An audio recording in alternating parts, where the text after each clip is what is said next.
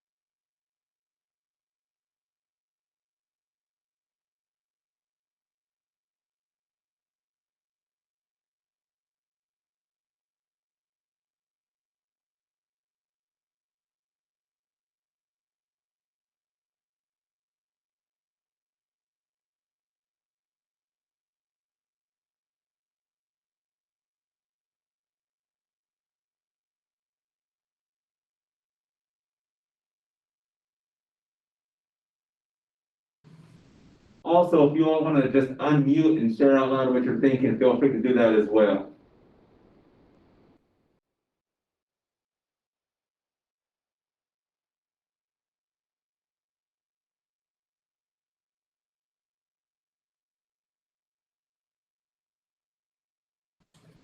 Do you mind just hopping on, Sanso, and sharing what you or talking about what you shared with us?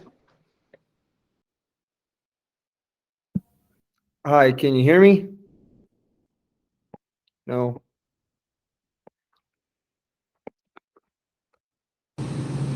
We can hear you, Santa.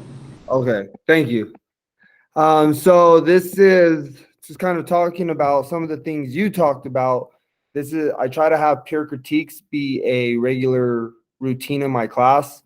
Um, I teach business to kind of give people some background, and this is for our career exploration project that I do with the ninth graders. So they do 4 slideshows throughout like this quarter of the semester, and it's all based on a career that they're researching based off of their interest, skills, ability, and some of the career cluster tests that we've done in class.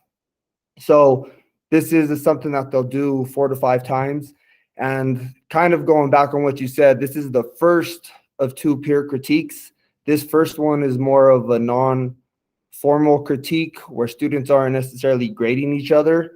They're just giving each other feedback to make sure that they have all of the content that's in the slide. And then I also have the rubric, the slideshow rubric that I use to grade students. And so this is for the first round. And so if students are missing something, they could go back and do it again. And they do this in groups of 3. And then after everyone goes and makes their revisions and does what they need to do, then they'll do another round where they actually grade each other using the same rubric that I use to grade them.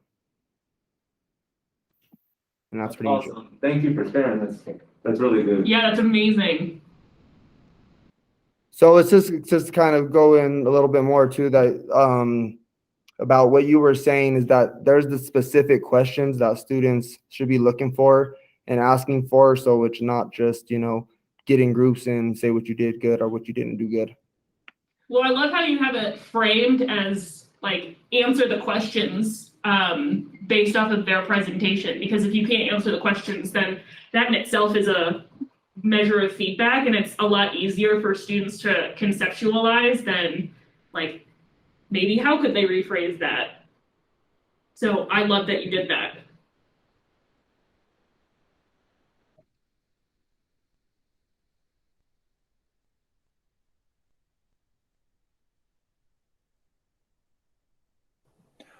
All right, thank you everyone who shared in the chat or out loud. That's really awesome.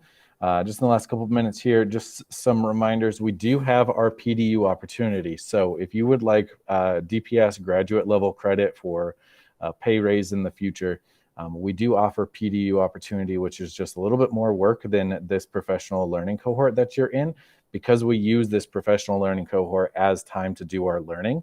Then we just have a book study, and we have some implementation time with your coach to get some documentation to get that PDU credit. So here is the sign up if you haven't done it already. We have had some people say, oh yeah, I signed up for that, and then they're not on our roll for it. So if you got an email from Drea saying, hey, welcome, here's all the info that you need for starting our PDU, then that means that you're in it.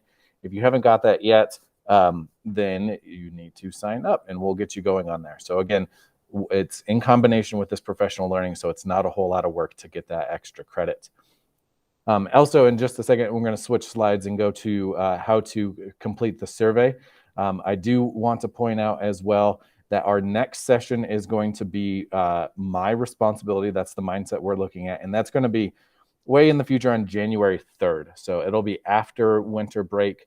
We'll come back together. I know that we had a real quick turnaround between module 2 and 3, and now we're going to kind of take a break for the holidays, and we'll be back January 3rd. So that's first day back after the break. We'll dive into our next one. So please go to your Schoology, find the course Reimagining Classrooms by Integrating Culturally Responsive Technology, PL series, and fill out the survey for our October Teal Day. And we thank you all for coming today.